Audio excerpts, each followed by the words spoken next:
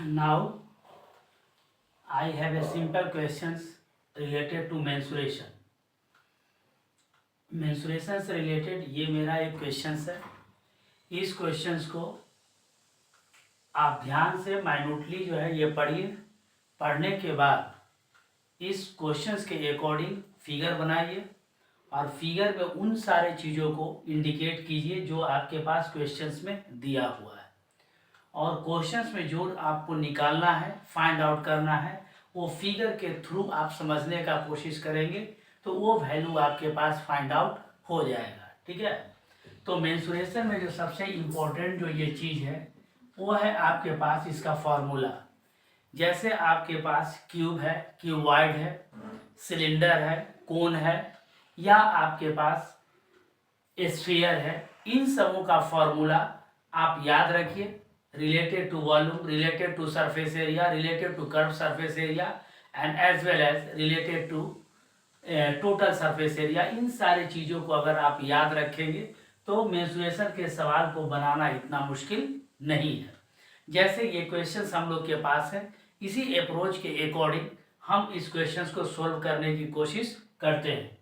जैसे यहाँ पर क्वेश्चंस में यह है कि मार्बल ऑफ डायमीटर, ठीक है, एक मार्बल है जिसका डायमीटर 1.4 सेंटीमीटर है, are dropped into a cylindrical beaker. एक सिलेंड्रिकल बीकर है, उस सिलेंड्रिकल बीकर में मार्बल जो है आपको जितना सेंटीमीटर डायमीटर का है ड्रॉप किया गया है और इस सिलेंड्रिकल बीकर है, इसका डायमीटर आपको ये 7 सेंटीमीटर गिवन है और जिसमें आपके पास कंटेनिंग सम वाटर, इसमें कुछ वाटर आपके पास रखा हुआ है। Find the number of marble. तो ये क्वेश्चन आपको ये कह रहा है कि इसमें कितना मार्बल आप, ठीक है ना, डालेंगे कि इस बीकर में जो पानी है उसका लेवल जो है 5.6 सेंटीमीटर और राइज अप कर जाएगा।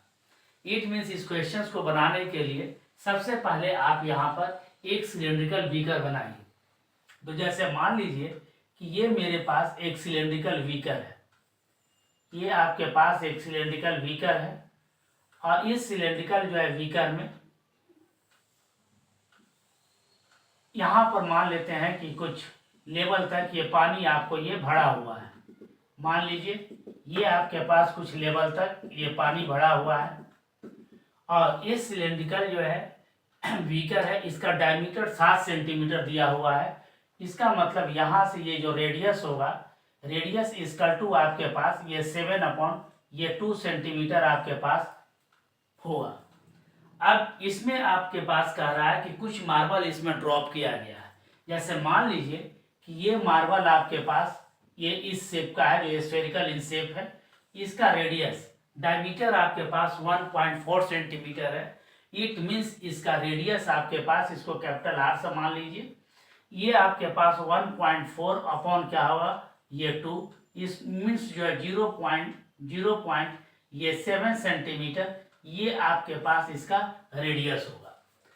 तो कह रहा है कि ऐसा ऐसा जो है कितना मार्बल आप इसमें ड्रॉप करेंगे कि इसका लेवल जो है राइज अप 5.6 सेंटीमीटर कर जाएगा। तो जैसे मान लीजिए कि यहाँ से ये 5.6 सेंटीमीटर यहाँ पर आता है। ये पहले से आपके पास इसमें वाटर इतना आपके पास ये गिवन है। अब इसमें मान लेते हैं कि अगर हम n मार्बल ड्रॉप अगर इसमें करते हैं तो n मार्बल को ड्रॉप करने के बाद इसका लेवल राइज अप यहाँ से h इक्वल टू 5.6 सेंटीमीटर ये राइज अप कर जाता है। तो यही आपको ये क्वेश्चंस में ये फाइंड आउट करना है कि इसमें कितना नंबर ऑफ मार्बल्स हमने डाला। तो जैसे ऐसा ऐसा मार्बल्स इसमें मान लेते हैं कि हम n ड्रॉप कर देते हैं इसमें, तो n ड्रॉप अगर मार्बल कर देते हैं तो यही n का वैल्यू आपके पास निकालना है। तो आप ये देखिए इस क्वेश्चंस में जितना आप इसमें, जैसे मान लीजिए कि 50 अगर आप मार्बल इसमें डालते हैं तो इसका मतलब ये हुआ कि 50 मार्बल का जो वॉल्यूम होगा, वह वॉल्यूम जो होगा ये आपके पास इतना जो इसमें ये वाटर जो राइज अप किया हुआ है, इस वाटर के वॉल्यूम के क्या होगा बराबर होगा। ठीक है।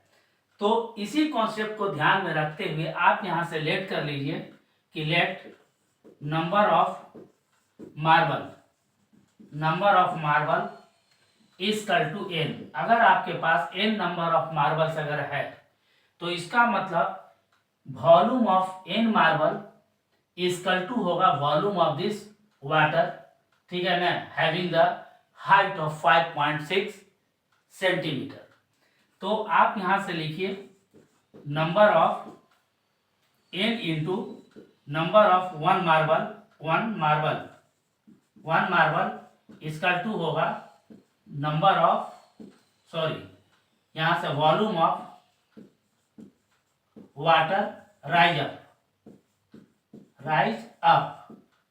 तो यहां से आपके पास n इंटू हो जाएगा वन मार्बल चूंकि ये आपका स्फेरिकल शेप में होता है, इसीलिए इसका वॉल्यूम आपके पास ये 4/3 ये पाई आर ये क्यू होगा।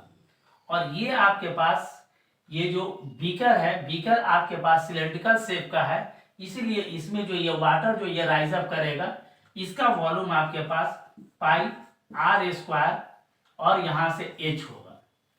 अब यहां से अब इसी को आपको ये सोल्व कर करके यहां से n का वैल्यू इजीली आप फाइंड आउट कर सकते हैं। जैसे ये पाई और पाई आपका ये कैंसिल आउट हो जाएगा और यहां से आपके पास n इंटू आपके पास ये 4/3 इंटू ये r क्यूब है, तो ये r आपके पास 0.7 है, तो यहां से 0.7 का आपके पास ये क्यूब हो जाएगा और ये r स्क्वायर है, तो r स्क्वायर मीन 7 बाई ये 2 का स्क्वायर हो जाएगा इंटू h 5 पॉइंट आपके पास 6 है।